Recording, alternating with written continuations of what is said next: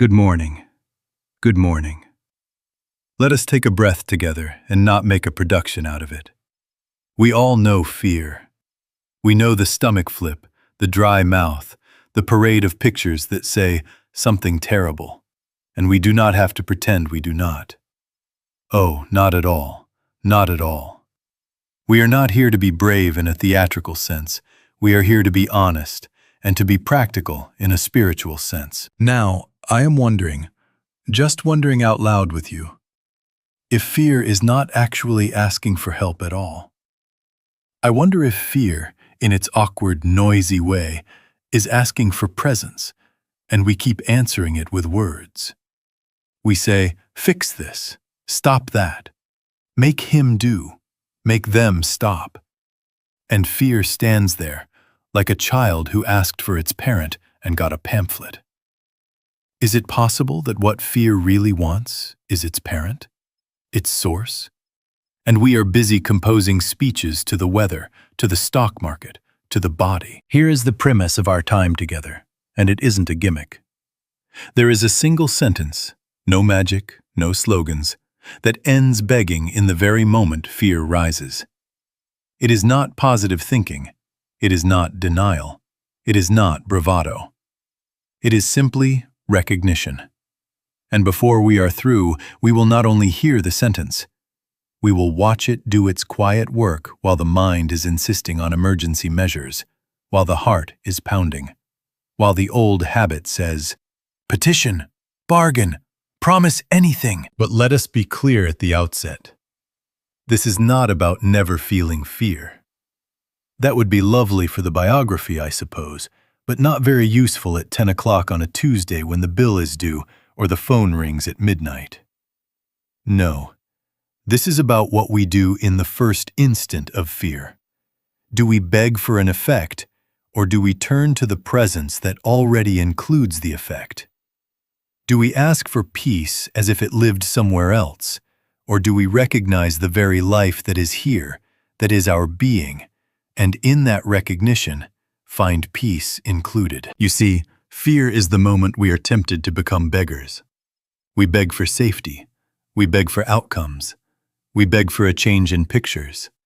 And in that begging, we quietly confirm a separation that does not exist. I am not scolding us. I am describing a habit. And since it is a habit, it can be exchanged. We will exchange it for a recognition so simple that the intellect will say, surely that cannot be enough. And then, with a little sense of humor, we will watch as it is enough. So stay with me. We will move from the familiar petition to a presence that is immediate, that is here. And we will let it prove itself, not in theory, but in the next wave of fear when it comes tapping, as it will. And we are ready. Now let us look squarely at the great confusion. Fear rises, and what do? We sketch a blueprint as fast as an architect on a deadline. If only this would stop. If only that man would behave. If only the test would be negative. If only the funds would appear by Friday. Oh, and could you hurry it along, please? And then we dress the blueprint up in religious words and send it off as prayer. We say, God, fix, remove, protect, change, give, or at least speed up. It feels like prayer because it is addressed to God and it is heartfelt. Sincere? Yes. Desperate? Often. But true prayer? Oh, not at all. Not at all. Sincerity is not the issue. The structure is the issue. What sits hidden inside that structure? There is the assumption, quiet, respectable, and absolutely paralyzing, that there is a God over there, and a me over here, and a condition in between. Is that not so? A triangle with distance on every side. And then we try, by fervor or clever wording, to bridge the gap, to get God to cross the condition and arrive at me with a package labeled peace, safety, money, healing. In that very attempt, we preach separation to ourselves. God is absent. I am in danger, and words must import the divine. That is the root of fear. Separation is its oxygen. The more we petition from that premise, the more we confirm the premise, and the more fear has to breathe. Let us be safe as we say this. It doesn't mean irresponsibility. It doesn't mean you refuse medicine or you fail to phone the doctor when the body needs a doctor. It doesn't mean you toss your budget in the fireplace or cancel the meeting and call it faith. It doesn't mean indifference to your children or your work or your neighborhood. Oh, not at all. Not at all. It means we stop using prayer as outcome management. It means we do what wisdom dictates. Call the plumber if the pipe bursts, fasten the seatbelt, review the contract. But we do not try to make God the errand boy of our pictures. You need a sense of humor about this. God is not learning plumbing tonight so that our upstairs bathroom won't drip. We, however, can yield to a presence that includes wisdom, timing, and right action. And then the phone call, the plan, the step is taken from a different altitude. So here is the key question. Every time fear prods us to outline and to beg, am I trying to influence God, or am I yielding to God? Influence implies that I know what should happen, and God must be convinced, hurried, or reminded. Yielding means I relinquish that personal architect. I stop pressing my blueprint against infinity, and I let presence announce itself as peace, as guidance, as protection already included. One movement deepens separation.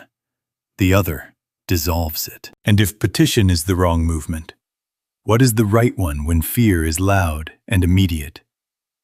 Not more words about effects, but a turning, an inner yielding that lifts us above the sea of thought long enough to feel, even faintly, that God is not away. In a moment, we will take up the sentence that performs that turn in real time. For now, hold this. Prayer is not coaxing a distant deity to traverse a dangerous world to reach a trembling me. Prayer is the end of distance. When the distance goes, fear loses its breath, and action, right, timely, unspectacularly wise, follows without panic. Let us now look at what we are actually standing in when fear shouts its orders. Thought. And by thought, I do not mean your clever ideas or my foolish ones. I mean the total content of what is seen, heard, tasted, touched, smelled, remembered, anticipated, diagnosed, compared, measured, labeled, posted, forwarded, liked, disliked, rehearsed, and reviewed. Thought is the doctor's report and the tone of voice with which it was delivered. It is the news headline, the neighbor's sigh, the balance on a screen, the old story from childhood, the what if for tomorrow afternoon, the calendar squares marching. Thought is the whole courtroom, judge, jury, stenographer, exhibits, and the murmuring spectators. Fear walks in, and we take our seats as if a verdict were about to be read. But there has been no trial. There is only a storm of images. Fear gains its force because we consent to live inside that sea, and then, in a very industrious way, try to rearrange the waves and call it prayer. We push this picture a little to the left. We pull that probability a little to the right. And we ask God to hold it there while we dash for cover. We argue with headlines using other headlines, and we call it faith. We negotiate with bank alerts using more bank alerts, and we call it wisdom. It is like moving deck chairs in a heavy swell and filling out a form saying, "Calm granted," while the ocean doesn't even notice. Oh, I am not scolding. Oh, not at all. Not at all. I am describing the place we have been standing so that we can stop treating the mist as granite. There is another dimension, and it is not conceptual. There is a click, an actual shift, an awareness of presence that is not produced by argument or affirmation or the best-phrased petition. Thinking won't make this so. An elevator does not rise because the passenger declares it. It rises because a different power is engaged. When that awareness stirs, sometimes like a feather, sometimes like a bell, the same phone still sits on the same table. The same weather is outside the same window, but you are above the sea of thought. The spray may touch your face, but the water is not in your lungs. To arrive above the sea of thought is to arrive in divine consciousness. And in that altitude, fear has no authority to sign anything. It cannot swear you in because it cannot find you present in its courtroom. Let us be safe in this. We are not trying to stop thoughts by force. We are not trying to iron the sea flat with willpower. We are learning to rise above by turning to what is prior to thought. The phone buzzes, fraud alert, breaking news, call me now. And inside of 10 seconds, a whole world is built, complete with plot, villains, remedies, and regret. Do you see how quick it is? And yet it is a built world, a world of thought. We do not have to smash it or fix it. We have to see it from the cliff rather than from the undertow. We turn, quietly, inward, not to make better pictures, but to feel, even faintly, that God is not a picture at all, and God is here. When fear is seen as a storm of images rather than a verdict, begging loses its glamour. Whom would we beg? The waves? For what? Calm made of more waves? No. Recognition of presence cuts through because presence is not in the storm and not outside it. Presence is before it. A single sentence of recognition, not a request, not a charm, can lift us to that altitude in the very moment the body shakes and the mind insists upon disaster. In a few minutes, we shall take that sentence on our lips. For now, let this settle. Fear is the sea of thought, not the authority of your life, and you can rise above it into direct awareness. Take a look, if you will, just in your inner eye, at a simple glass tumbler. Do not make it religious, just a tumbler. Now, where does the inside leave off and where does the outside begin? Is there an inside wall and an outside wall, two glasses meeting at a narrow truce? Or is there a tumbler, one glass, one substance, serving two functions? If we run our finger around it, do we encounter a boundary where the inside signs off and the outside signs on? Or do we meet glass, glass, glass? There is but glass. That is our object lesson. God is our invisible selfhood, the life of the tumbler. We are the visible form, the function by which that life is seen and handled. Two? No, only in function. The invisible and the visible, the source and the expression, the life and its form, one being. This is not poetry. It is the metaphysical fact upon which fear depends for its denial. Fear comes blustering in and says, I am alone in here and danger is out there. But where is in and where is out on a tumbler? Where does God end and where do you begin? If there is but glass, there is but God-man, one being, two in function. Let us be safe as we say this.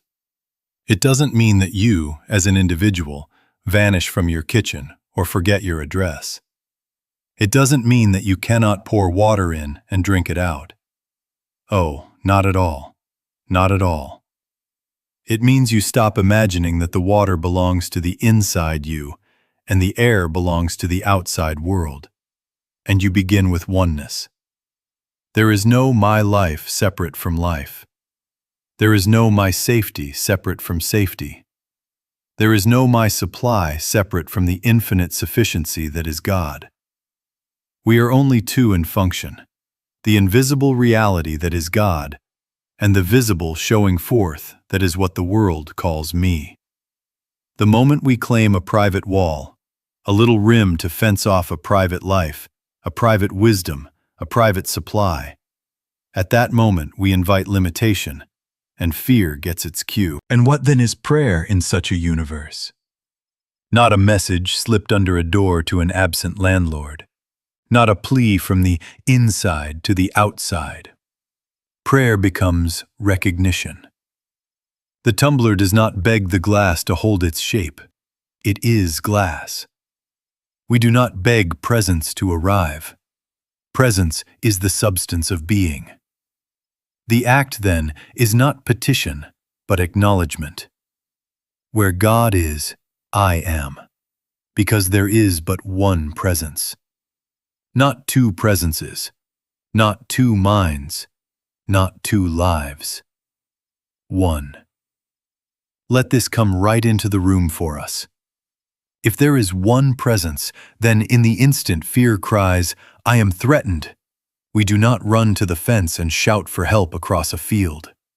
We turn within and let the fence dissolve. We recognize the very presence that is God is the presence that is my life, here, as this. And in that recognition, fear loses the geography on which it traffics. It has nowhere to stand. Now you can hear why a single sentence, spoken not as charm, not as affirmation, but as recognition, has power. It is the tumbler acknowledging glass. It is the end of the little rim called me, and the beginning of what always was. In a moment we will take that sentence. For now, hold this simple proof at the heart. The boundary fear depends on is imaginary. Where God is, I am, because there is but one presence. Now take the simplest thing in the world, the sun. Do you stand in your kitchen and earnestly ask the sun to shine? Do you compose an eloquent petition for warmth, address it eastward, and then wait for approval? No. You open the door and you step out. And when you step into the sunshine, what follows is automatic. Warmth does not negotiate. Light does not haggle. And no one posts a memo to your skin saying, "We will now proceed to tan." The qualities are inseparable from the source. You cannot have sunlight without light. You cannot have the sun and be denied its warmth. You can shut yourself in a closet and ask very beautifully for a tan, but the words will not color your arm. You bring yourself into the sunshine. Now the parallel is exact. We do not beg God for peace, protection, courage, supply, or right action. We do not attempt to bribe infinity with promises of future virtue, if only this afternoon will go our way. We seek God. We turn to presence. We bring consciousness out of the closet of pictures into the light of what is. And in that light, the realized presence, peace is not fetched. It is present. Protection is not arranged. It is included. Courage is not manufactured. It shows forth as the nature of the light itself. Supply is not imported. Sufficiency reveals as the order of being. Seek me only. Seek me only. Let us be safe as we say this. It doesn't mean we ignore conditions. It doesn't mean we leave the thermostat at 50 and insist we are warm by affirmation. Oh, not at all. Not at all. It means we relocate cause. Instead of pounding on effects and calling it prayer, we return to source. We step into the sunshine of realized presence, and from there we adjust the thermostat if it is wise. We call the doctor if it is wise. We take the next clear step if it is wise. But now the step is informed by light, not by panic pushing pictures around. Do you see the difference? Same telephone, different altitude. Same bank account digits, different center. Same family meeting, different consciousness presiding. Seek me only is not a slogan to embroider and leave on the sofa. It is a direction of consciousness. It is the moment, right in the roar of the storm, when we refrain from asking the waves for calm and we turn to the sun. We do not argue with darkness, we switch on the light. We do not outline the qualities. A little more peace, please, and if you could wrap some safety around it. No.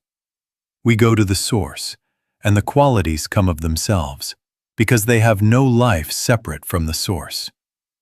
Thinking won't make this so. Bringing ourselves into the light does. You may find the old habit rising and saying, yes, after we get the result, we will certainly seek God. But that is the closet again, asking for a tan in the dark and promising to love the sun after you are brown. Let us reverse it. Step into the sunshine. Seek me only. Then notice what is added without bargaining.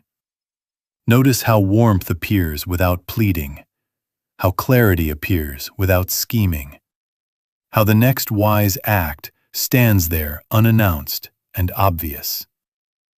And now, because we have agreed on this much, that prayer is not for effects, but for awareness of source, now we can take the single sentence I promised you, not as magic words, not as a charm, as the doorway into recognition, the way we open the door and step into the light. In a moment we will speak it together, and you will feel its simplicity. A turning from begging to being, from picture to presence, from the closet into the sun. All right, let us take it now, not as a formula, not as a spell, but as the simplest act of recognition. Gently, without strain, let it be on your lips in the way you would say, of course, to a friend who has just remembered what mattered. Father, thy presence is here. That is all. Father, thy presence is here. Do you hear that this is not a plea? We are not saying, please come, please fix, please hurry. Oh, not at all. Not at all. We are not issuing a demand as if we held authority over infinity. And we are not practicing self-hypnosis, rocking ourselves to sleep with syllables. Recognition. Turning from the picture to the presence. From the waves to the sun. From the courtroom of thought to the altitude where thought has no bench. Father, thy presence is here. You can say it once, sometimes it is faint, as the rustle of a page. Do not worry its volume, it is not your doing. Your part is the turning. Father, thy presence is here. What does it replace? It replaces that lifelong habit, please take this fear away. Because in presence, fear has no law. It replaces change him, change her, change the result. Because in presence, we are not 2 or 3 scattered parties. We are glass, one substance, 2 in function. It replaces give me courage. Because in the sunshine, warmth is not delivered by messenger. It is inherent. Father, thy presence is here. Universal? Yes, of course. The sentence addresses the only issue that ever produces fear, the suggestion of separation.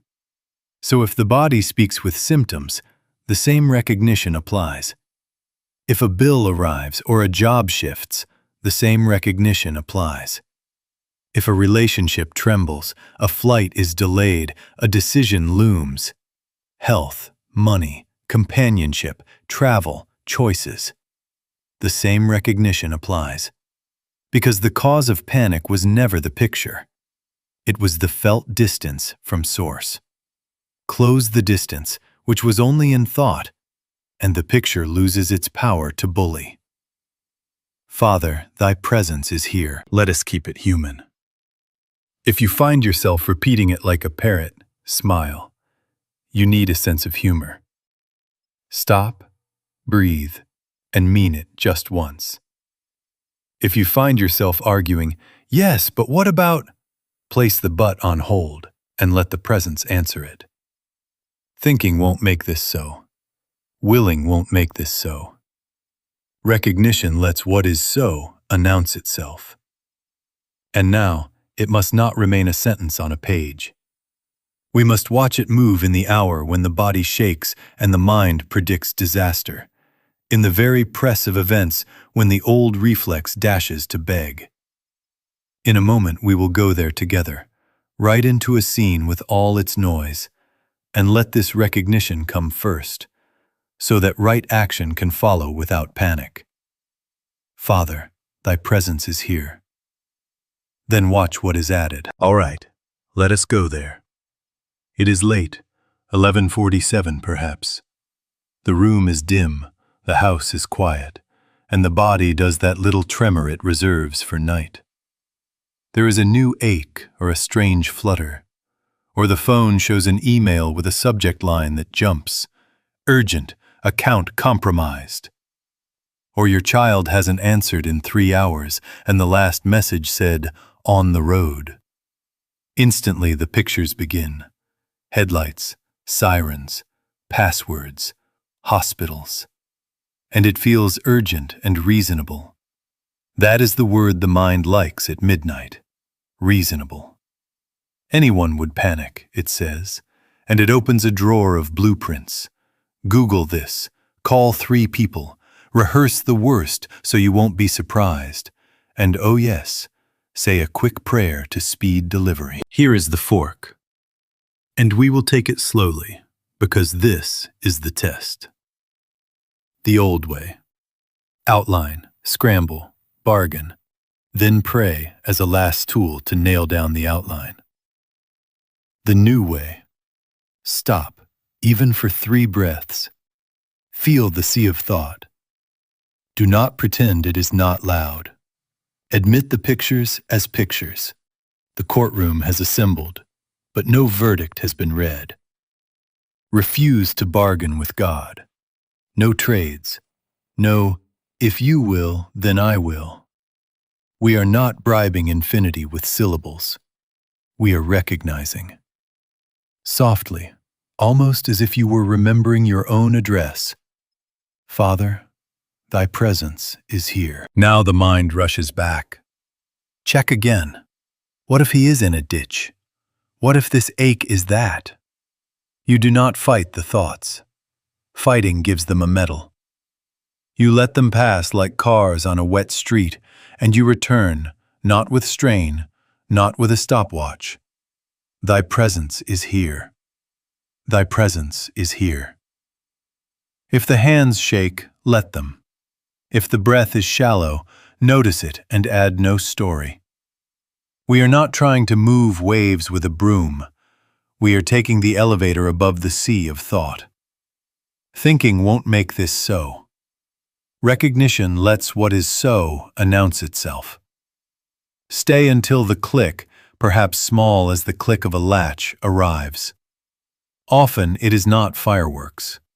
Often it is a soft widening, a sense of being held, a little space around the picture so that the picture is not inside your chest. In that space, something shifts. Right there, the next human footstep appears. And notice its tone, not frantic. If wisdom says, call the nurse line, you call. And you can even write down what is said because the hand is steadier. If it is wise to drive to the clinic, you put on your shoes and go, not galloping after sirens in your mind, but as one escorted. If it is wise to send a single text, checking in, call when you can, you send it. Then set the phone down instead of pacing a groove in the hallway. If it is wise to log in and change a password, you do it without rehearsing a future of ruin. The same actions, perhaps, but now guided, not panicked. Presence first, steps after. And there will be moments, let us be honest, when 5 minutes later the storm circles back. You will catch yourself at the window listening for distant tires, or back in the email scrolling for clues. Smile. You need a sense of humor. We are not machines. Return again. Father, thy presence is here. Each return is not failure, it is faithfulness. Each click, no matter how slight, is the sun touching skin again.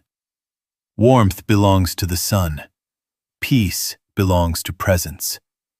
We do not extract it. We abide it. Now, to keep us safe. Does this mean denial? Does this mean we ignore symptoms or refuse to act? Oh, not at all. Not at all. It doesn't mean passivity. It doesn't mean you let batteries die in your smoke alarm because you are above thought. It doesn't mean you refuse a prescription, or skip a flight change, or ignore your child's school. It means the cause is relocated. It means we refuse to add the fuel of separation to the picture. We recognize presence first, and then we do what wisdom dictates, with a composure that was not available 5 minutes ago. Hold the order in your heart. When fear seems most urgent, recognition comes first. Father, thy presence is here. And then right action follows without panic. In a moment, we will take up why this is not escape, but the very opposite. How recognition ends spiritual bypass and gives you back your feet on the ground.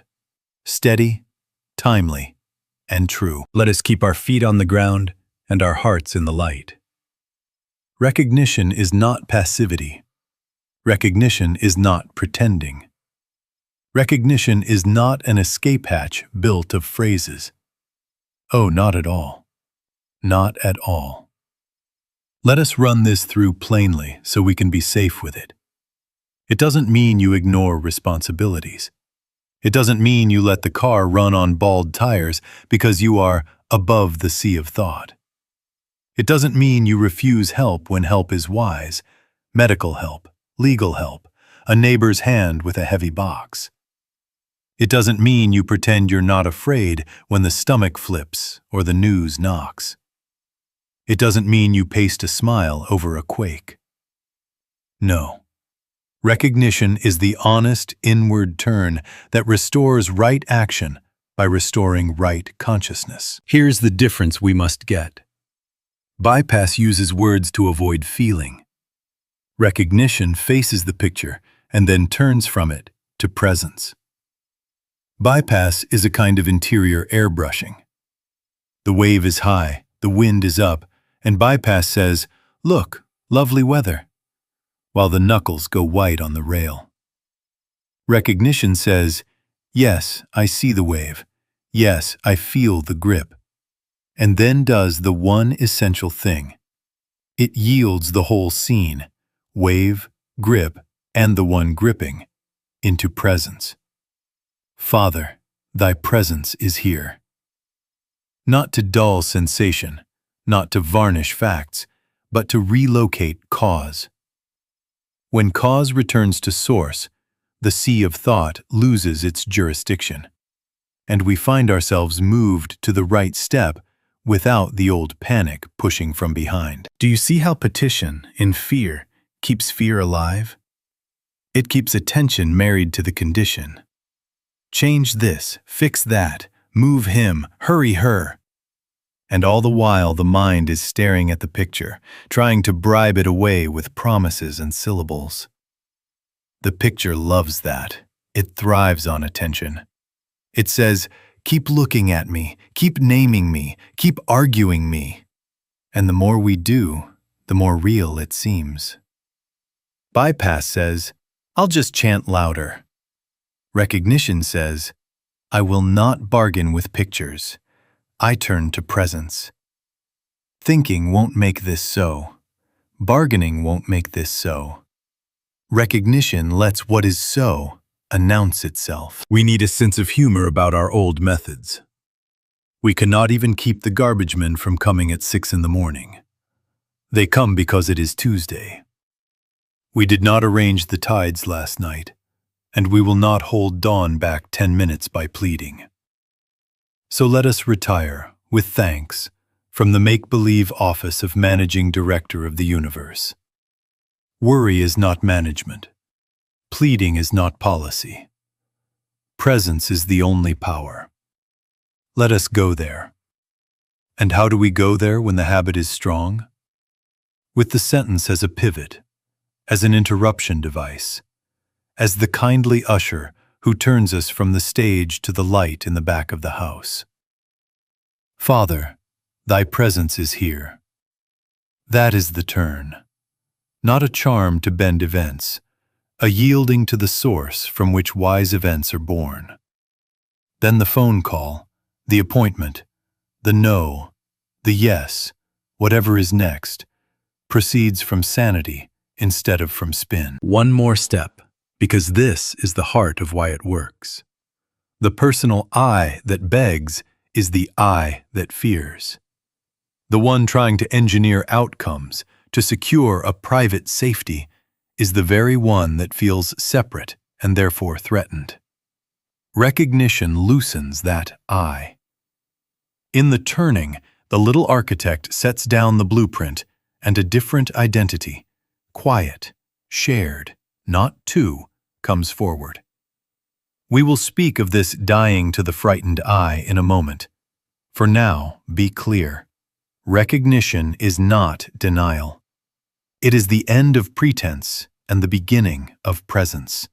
And from presence, action returns to its rightful place, steady, timely, and true. Now let us take up what I promised you, the frightened I. If you listen in the very instant of fear, you will hear its grammar.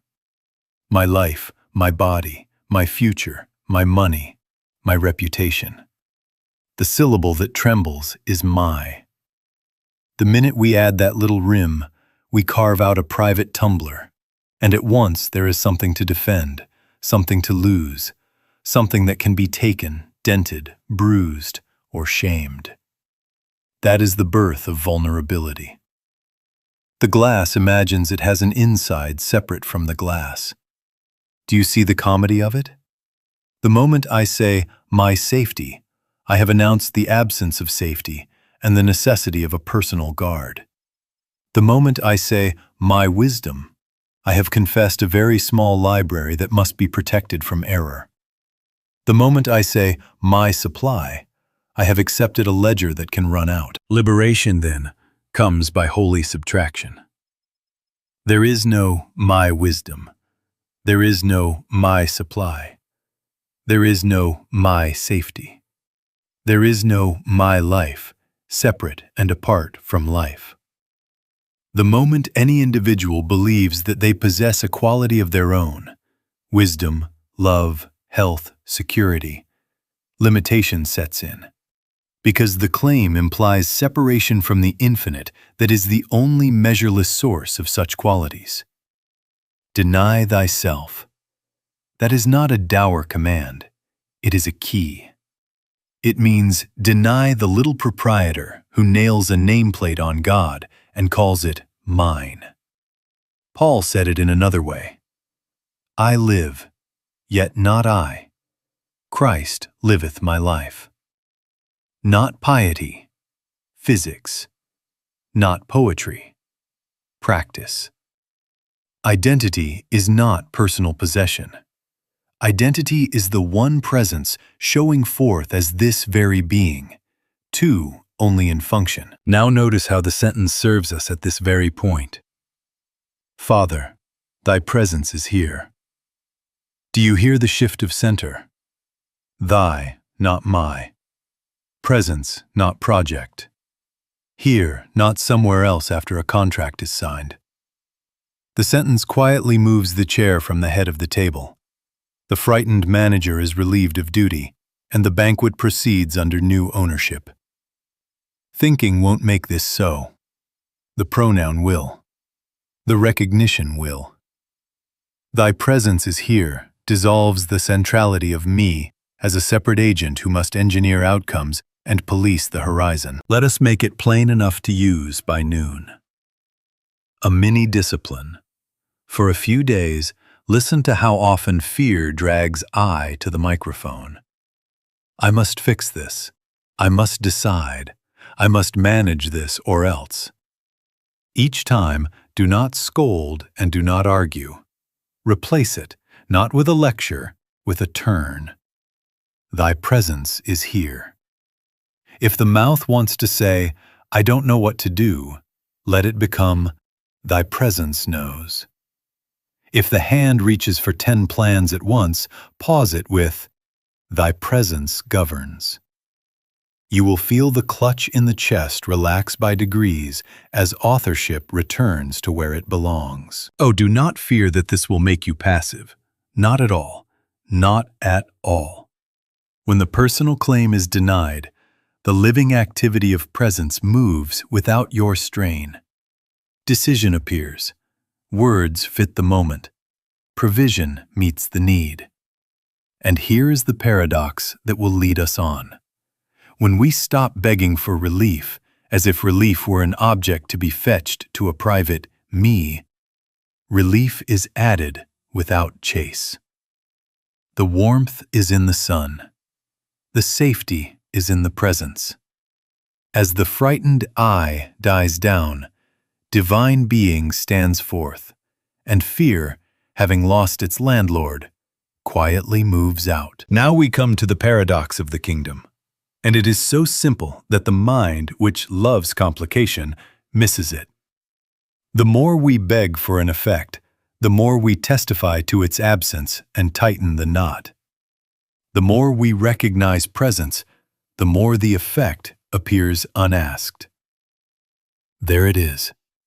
When the frightened I is quieted by, Father, Thy presence is here, relief is added without chase. When the frightened I clutches and bargains, give me peace, give me proof, give me guarantees, it is practicing absence. It is saying, Thou art away, and absence answers in kind. Seek me only, and you discover what the Master meant by all these things shall be added. Not wrung from a reluctant God, but included in realized presence as light is included in the sun. Let us use the sunshine again, so we do not drift into poetry. To stand in a closet and beg for warmth is to rehearse cold. Every syllable, however pious, is addressed to the dark. To open the door and step out is to change realms. Warmth appears, not because the sun took pity, but because you stopped tutoring darkness. In the same way, petition for effects keeps us married to pictures. Change this wave, flatten that cloud. Recognition turns from the sea of thought to the light above it. Thy presence is here. And in that light, the qualities, peace, protection, right action, announce themselves because they cannot be divorced from their source. Now name the beebles of fear, so we may smile and set them down. A guarantee in writing. Certainty that nothing unexpected will occur. Control over 10,000 moving pieces. Instant reassurance delivered like a parcel with a tracking number. An apology on our timetable. A test result in 5 minutes. A future fenced in forever. In crisis, these beebles glitter, and we kneel to them as if they were altars. If only I had that, I would be safe. But a beeble is anything to which we attach undue importance. And the moment we idolize a form, we forget the source. We even try to put God on our route sheet. Arrive between 8 and 10 a.m. Ring twice. You need a sense of humor. Here is the governing law. Seek me only. Seek the kingdom, presence realized. and the added things come in their right form and timing. Not at our whistle, at wisdom's cadence. Oh, not at all. Not at all does this make God a vending machine for our outlines. Sometimes the added thing is the courage to sleep. Sometimes the added thing is a clear no that saves us. Sometimes it is a phone call, a door, an idea we could not have invented under pressure. Right form, right timing, right place. Because cause has been restored to source. So the surrender we speak of is gentle. Not resignation, not lying down in the road, but the release of outlining. Thy way, not mine. Thy presence is here. We stop begging the picture to become our savior, and we let the added things show up as God's way, not ours. Watch how often, after recognition, the very matter you were fighting loosens its grip. A conversation softens, a refund appears, a diagnosis clarifies, or the simple poise to do the next wise thing is present, as if it had always been there, because it always was there, in presence. And this must be available on the instant, which is why we do not keep the sentence in a drawer for emergencies. We practice it until it is our first motion. Morning at the sink. Father, thy presence is here. Noon between tasks. Thy presence is here. Night before the light is out. Thy presence is here. Then, when fear rises, you do not scramble for a tool. You return to a home well lived in. Stop begging for relief, and relief is added, not extracted. Added, because it is included in presence, and presence is realized the moment you turn and say and mean, Father, thy presence is here. Now the practice must be simple enough to do, and definite enough to do. 2 bookends, and a quick sentence in between. Narrow it down until you cannot miss it. Never start your day, and never end your day without turning within, until there is some sense of presence, however slight. I do not mean an hour. Oh, not at all, not at all. I mean enough quiet that the click appears. Even if it is only the faintest ascent, the tiniest ease, the softest widening that says, here. Thinking won't make this so. Words won't make this so.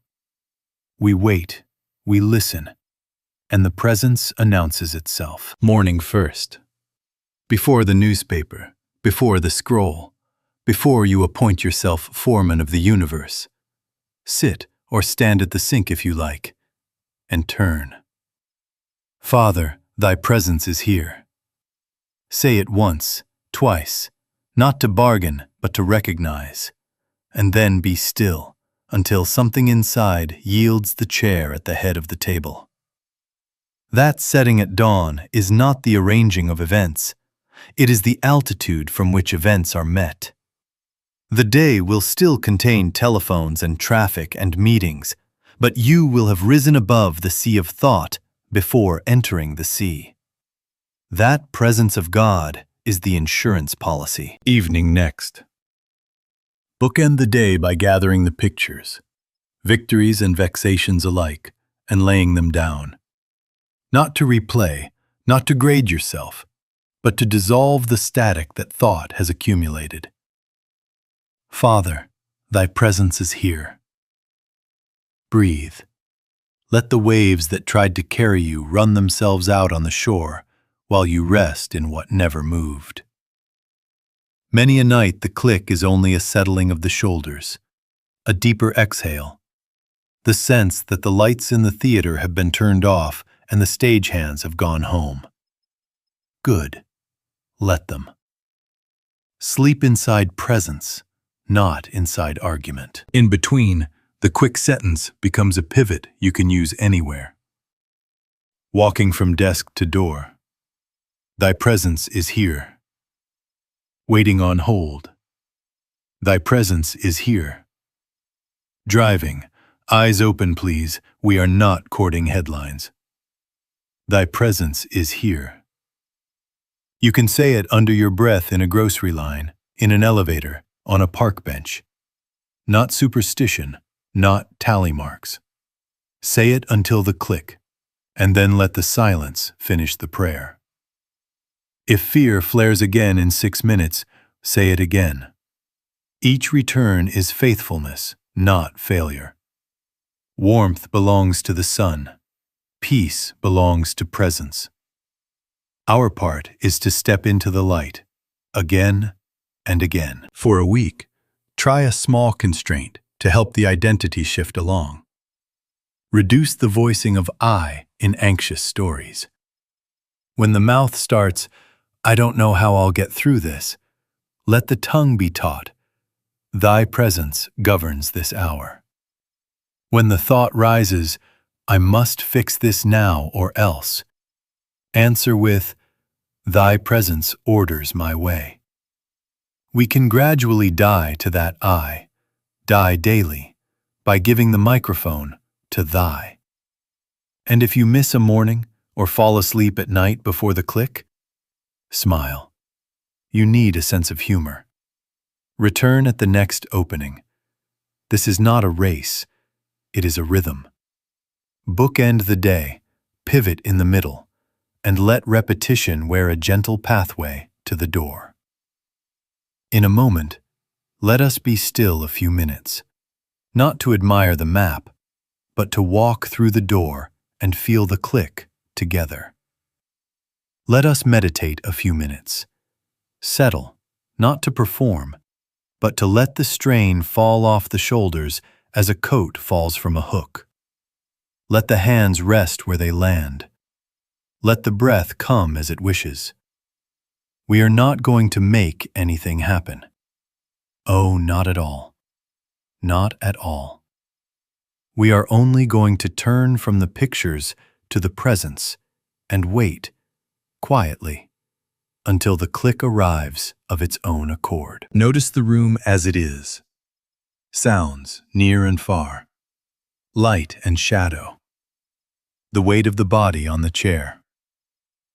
Let the mind bring you a few late errands, a phrase from a song, a plan for supper, a worry disguised as wisdom. See if you can smile at its industry and allow the entire parcel to be set gently on the side table. We will not argue with pictures. We will rise above the sea of thought by simple recognition. Thinking won't make this so. Willing won't make this so. Availability lets what is so announce itself. Now, softly, as one room, not many rooms, let us say it together, and then be still. Father, Thy presence is here. Again, a little slower, as if remembering what cannot be lost. Father, Thy presence is here. We will be quiet a moment. Let the words fall back into silence and see if there is a small assent, a soft widening, the sense of being held. Do not look for fireworks. The click can be the lightest touch, like a hand on the doorknob. Do not grade it. Allow it. If a thought rushes in to edit the experience, is this it? Am I doing it right? Answer it with kindness, not debate. Thy presence is here. If a sensation complains or predicts, notice it without a story and return. Thy presence is here. The turn is the prayer. The presence is the answer. We are not thinking about God. We are resting in the awareness of being, closer than breath, nearer than thought, not two. Let the shoulders drop again. Feel the breath, unhurried. There is nothing to fix in this minute. We are above the sea of thought, and the waves are free to spend themselves below. Where God is, I am, not by proclamation, by nature. There is but glass. Let that be enough. Now, as we come back into the sounds of the room, keep one thing very near. When fear next whispers, and it will, because habit likes to repeat, we will not fear that. We will not make a policy out of panic. At the first rustle, before the storm writes rules on the door, we will turn at once. Father, thy presence is here. And we will let action arise from that altitude, steady, timely, and true. Carry this quiet as you stand and go. No parade, no flags. Just a sentence in the pocket, and the willingness to use it at the first hint of weather. The teaching completes itself only in this recognition. When presence is felt, the mind's fear loses its authority. Father, thy presence is here, and here, and here.